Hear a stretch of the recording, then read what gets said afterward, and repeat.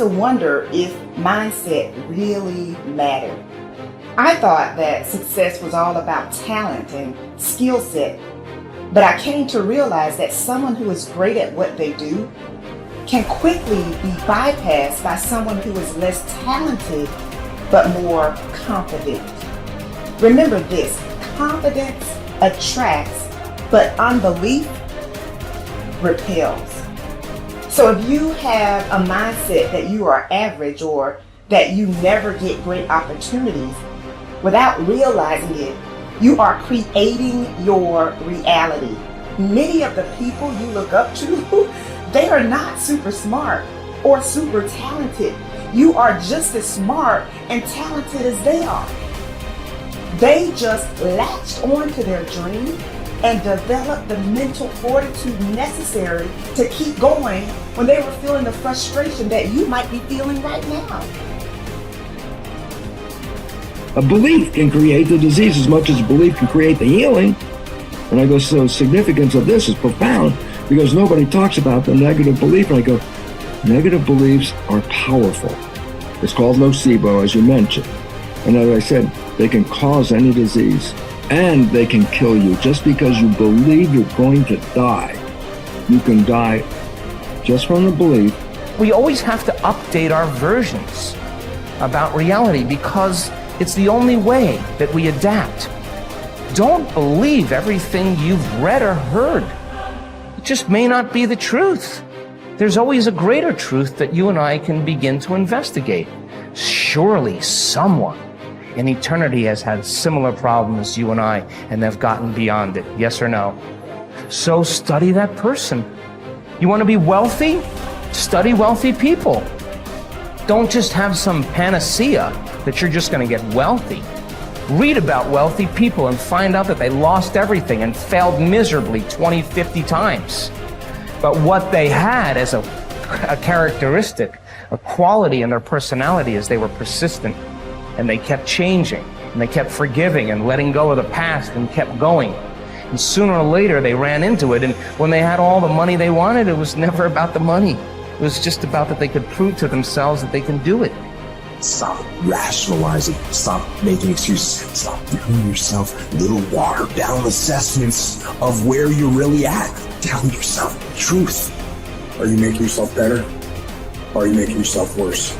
Are you moving forward or are you moving back?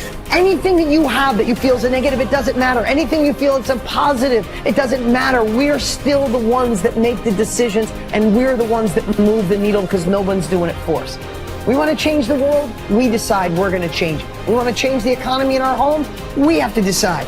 We want to change the amount of time we spend with family or live into our true purpose or be the woman or God or man God designed us to be. No one else is doing it for us. But what we can do is what you're doing. Gain capabilities from people who've already been there. Be a part of a group bigger than yourself. You already got the capabilities. You're already a part of a group bigger than yourself. You're already got the support of this amazing family. I think true behavior change is identity change. And it's this shifting of your self-image, or your beliefs, or the way you look at yourself. Because it's one thing to say that I want this, and it's something very different to say I am this. So people walk around with beliefs like that all the time. I'm not a language learner. I'm not good at math. I'm terrible with directions. I'm not good at remembering someone's name. Yeah. And once you have those type of, once you adopt that identity, it becomes very easy to just reinforce that over and over again. And so these three levels that you mentioned, outcomes, process, and identity, all three matter, but I think the key is that you want the direction of change to be in the right way, the right arrow. So if you start with the outcomes, if you start with the result, then you're like, oh, I really want this thing, and here's my plan for getting it. And most people just never think about the identity that comes underneath that. Like they think, I want to lose weight, or I want to be skinny, and if I follow this diet, then I'll be skinny. And then they don't really give any thought to the beliefs behind their behavior. But if you start the other way around, if you start at the identity, and you say, all right, who's the type of person that could lose weight? Well, maybe it's the type of person who doesn't miss workouts. Then you start with that identity. You say, okay, I want to become the type of person who doesn't miss workouts. Here are the habits I need to build. And then whatever results come, just come naturally. So most people focus on the results and build a plan and let the identity come naturally, but that rarely works because their beliefs like conflict with your actions. But if you start with the identity and you build the habits to reinforce that, then the results just come on their own.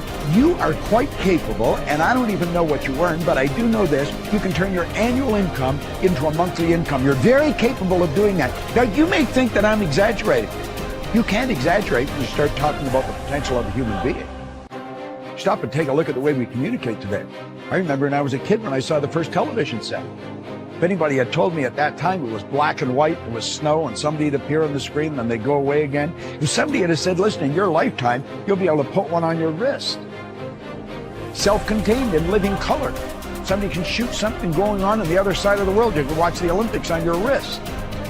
You'd have thought they were right out of their mind, but all that's going on. In fact, that's nothing today compared to what we're capable of doing. You stick a little camera on our computer and look at the other person and talk to them anywhere in the world. Doesn't even cost you a nickel. Are we moving ahead? I think we're moving ahead at a rapid rate. But I'm going to tell you something. The people that are taking this there are not letting the paradigm stop them. And I don't want you to let the paradigm stop you. I want you to stop and think of where you're going and what you're doing.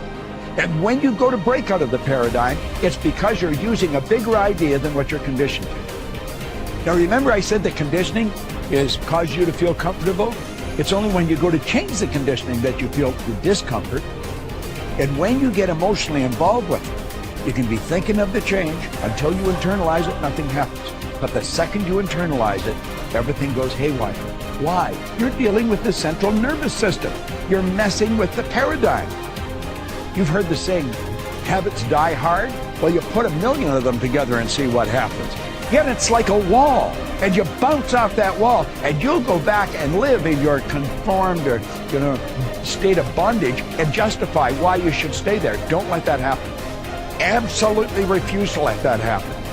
If you've got an inspiration to move, to quit your job, to start a business, whatever you want to do, step out and do it. I mentioned in another series that God's gift to us was more talent and ability than we'll ever hope to use in our lifetime. And our gift to God is to develop as much of that talent and ability as we can in this lifetime. The future belongs to the risk takers, not the security seekers. Life is perverse in the sense that the more you seek security, the less of it you have. But the more you seek opportunity, the more likely it is that you will achieve the security that you desire. Whenever you feel fear or anxiety, and you need to bolster your courage to persist in the face of obstacles and setbacks, switch your attention to your goals. Create a clear mental picture of the person that you would like to be, performing the way you would like to perform.